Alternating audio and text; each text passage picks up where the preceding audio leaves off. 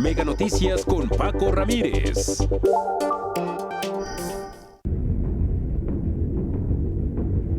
America's got a lot of cartels. They've got a lot of drugs flowing. So, we want to protect our country.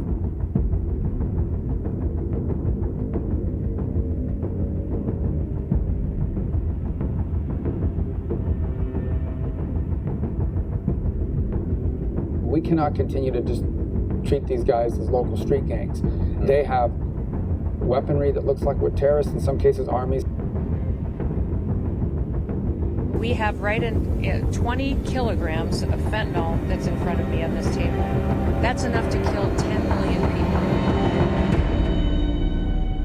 Y sí, nuevo amago dentro de la diplomacia coercitiva de Trump. Una orden ejecutiva secreta que, según el New York Times, autoriza al Pentágono usar fuerza militar contra cárteles en Latinoamérica, entre ellos 6 mexicanos. Sheinbaum descarta invasión. Nos informaron de la orden ejecutiva y no hay riesgo. Trump no niega, pero jala el gatillo. Tenemos que proteger nuestro país. Estamos jugando un partido difícil. Cooperación, operaciones conjuntas o ataques militares directos y unilaterales, no está claro, pero la amenaza flota. Y en paralelo se negocia o se impone un nuevo acuerdo de seguridad, mientras pende la revisión del TEMEC y las amenazas arancelarias. Trump aprieta. ¿Esto es alianza o sometimiento? ¿Quién pone orden en la casa? Vámonos con la crónica de una relación cada día más complicada. Jorge Chaparro. El 20 de enero inició la presidencia de Donald Trump. Desde entonces a la fecha han pasado exactamente 200 días, pero para los mexicanos parece que han sido años. La velocidad con la que está actuando es vertiginosa y sus decisiones impactan todas. Unas horas después de sentarse en la oficina oval en su segunda presidencia, firmó una serie de órdenes ejecutivas que tuvieron un impacto en nuestro país. Restableció el programa migratorio Quédate en México, clasificó a los narcotraficantes como organizaciones terroristas y decidió aplicar un arancel general de 25% a Canadá y México por no hacer lo suficiente para contener el tráfico de fentanilo a su país. El alcalde de Matamoros, Tamaulipas, José Alberto Granados Favila, fue sorprendido cuando el 17 de abril intentó ingresar a Estados Unidos. Lo detuvieron y le quitaron la visa. El 12 de mayo le fue retirada la visa a la gobernadora de Baja California, Marina del Pilar Ávila, y a su esposo. La Oficina de Migración no dio detalles de la decisión. Mientras eso ocurría, 17 familiares de Ovidio Guzmán López ingresaron a Estados Unidos en lo que parece ser un acuerdo con el narcotraficante y las autoridades judiciales. También, a finales de mayo, el gobierno de Trump decidió cerrar la frontera al ganado mexicano por un brote de gusano barrenador. 3 semanas permaneció cerrado y por fin se abrió el 7 de julio. 2 días después, se volvió a cerrar por un nuevo brote y ahora sí permanece.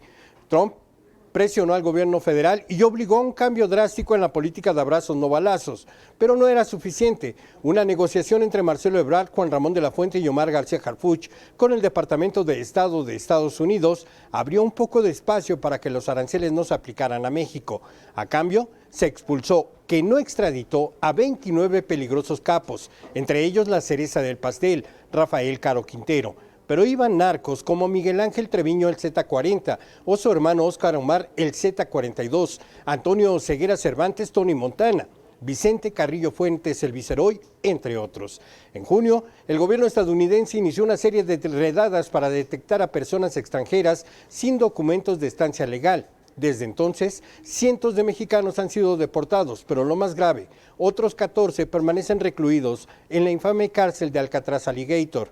En julio, decidió imponer un impuesto a las remesas. Aunque originalmente anunció una tasa de 5%, finalmente el Senado aprobó que fuera solo del 1%. Finalmente, el 30 de julio, se dio una llamada entre la presidenta Claudia Sheinbaum y el estadounidense Donald Trump. México consiguió una tregua a los impuestos a mercancías por 90 días. La noche del jueves, de acuerdo con el diario New York Times, Trump firmó una orden secreta para que las Fuerzas Armadas intervengan contra los cárteles en cualquier parte del mundo. De esto nadie sabía, o al menos eso creía el diario New York Times. La información que tengo, volvemos al estudio contigo. Así es, Jorge, muchas gracias. Y esta tarde conversamos con el doctor Edgardo Buscaglia. En unos días le presentaremos, por supuesto, la entrevista completa y aquí algunos extractos a propósito de esta coyuntura. Le preguntamos sobre la orden ejecutiva para utilizar al ejército contra los cárteles de la droga. No te olvides, Paco, que el tráfico de fentanilo es un tema político electoral en México, muy importante.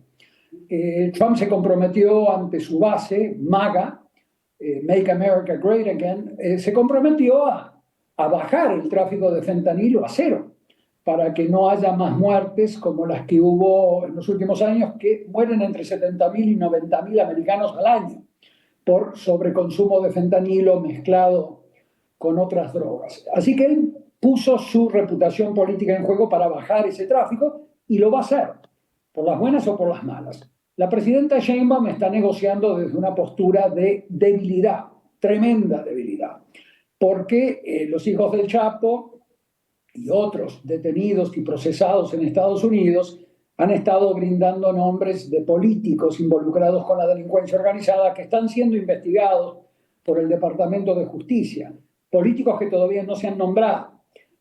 Hay que recordar que hay políticos mexicanos de primer nivel con la presidenta que están colaborando con las autoridades judiciales norteamericanas.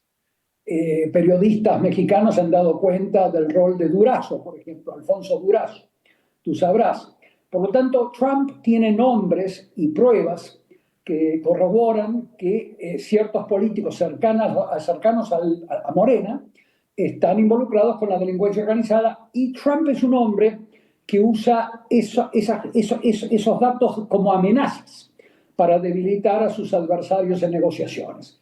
Trump es un hombre entrenado en la negociación, en el mundo de los negocios, que utiliza técnicas mafiosas que se las enseñó el famoso abogado de la mafia que se llamaba Roy Cohn, que era el abogado de la mafia en Nueva York y fue el abogado de Trump. Por muchos años le enseñó a negociar con las autoridades y con otros negocios, con otras empresas, al estilo mafioso, extorsionando, presionando. Es lo que está haciendo Trump con Europa, con Asia, con México, con Canadá, aprovechando los puntos débiles de sus adversarios, que en este caso en México son muchos, usando el nombre de político cercano a la presidenta para obligar a que se doblegue.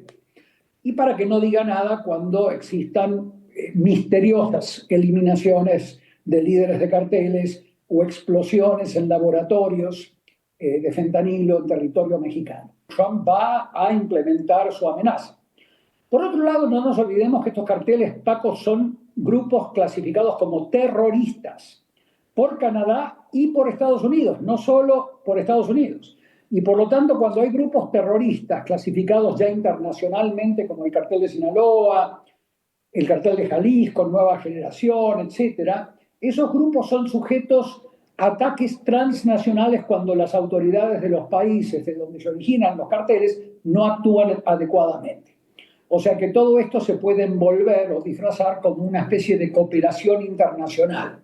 Entonces, no me llamaría la atención que cuando drones norteamericanos apunten quirúrgicamente a laboratorios, a casas de líderes de carteles y las hagan explotar, que después México trate de disfrazar esto como una cooperación internacional en el ámbito de la lucha contra el terrorismo.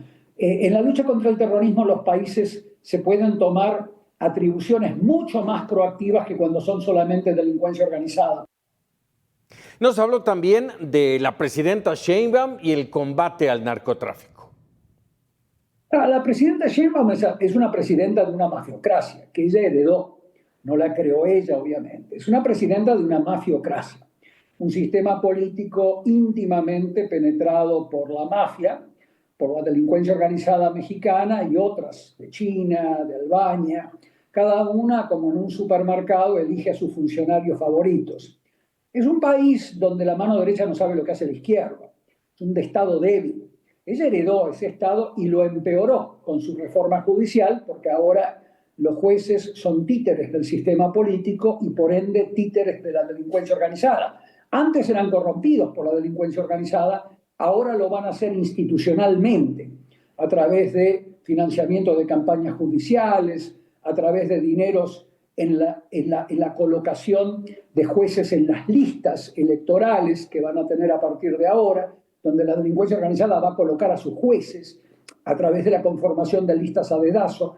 México es un país muy débil por la amplia penetración de la delincuencia organizada en su política, que ya viene desde los años 80, 90, no es nada nuevo. Lo que pasa es que empeoró con López Obrador y empeoró con Sheinbaum, primero por la política de abrazos y no balazos y después con la política de institucionalizar la impunidad mafiosa con jueces elegidos a dedazo de la delincuencia organizada. Eso es lo que va a suceder. En ese ámbito, Trump tiene todas las de ganar, porque le va a la presidenta diciéndole como buen extorsionador que es Trump: mire, presidenta, acá tenemos el nombre de tal persona, tal persona, tal persona, que mis fiscales en cualquier momento impulsan causa. Van a ser políticos cercanos a la presidenta, no van a ser políticos alejados en otros partidos. Y ahí es donde la presidenta va a tener que ceder ante Trump. Obviamente va a haber un disfraz de cooperación, de que las convenciones de la ONU se tienen que aplicar, pero lo cierto es que la presidenta está en una situación de debilidad propia porque está presidiendo una mafiocracia que está en vías de transformarse en delincuencia organizada de Estado, con un Estado que está capturado por 7 grupos criminales, en donde es muy difícil para una presidenta negociar desde una posición cuando tienes un tipo como Trump enfrente tuyo que negocia a través de extorsión, negocia a través de agresión, y cuando ella se doblegue, se cuadre, como dicen en México, ahí vas a tener mejores relaciones, van a bajar los aranceles. O sea, eso es lo que quiero que la gente tenga en cuenta, ¿no? De lo que se le viene a México. Y bueno, finalmente también lo cuestionamos sobre la recompensa que Estados Unidos está ofreciendo por Nicolás Maduro. Esto fue lo que nos respondió. Estamos ante un caso ya irreversible. Ahí sí necesitas literalmente extraerlo a Maduro, como se hizo con Noriega en Panamá, extraerlo y someterlo a juicio, pero antes de extraerlo se necesitan acciones para ablandarlo, ataques con drones contra centros neurálgicos no civiles, se necesita comprar a muchas militares y gente alrededor de Maduro para que den espacio para capturarlo, se necesita cortar enormes fuentes de financiamiento del cartel de los soles que financia el presupuesto público venezolano, que le paga los enormes sueldos y los dineros cuantiosos a los militares, a los funcionarios públicos de alto nivel, y una vez que hagas esas 3 cosas, debilitas la estructura de Maduro y ahí lo extraes. Una operación de extracción ya programada, con mucha gente comprada alrededor de Maduro, y ahí sí lo llevas ante la Corte Penal Internacional, donde lo están esperando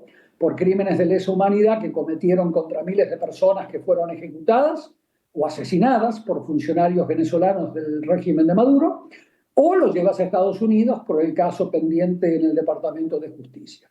Y ahí todos vamos a tomar champán. Bueno, ya lo sabe, la entrevista completa con el doctor Edgardo Buscaglia en Conversando, aquí en Mega Noticias en los próximos días.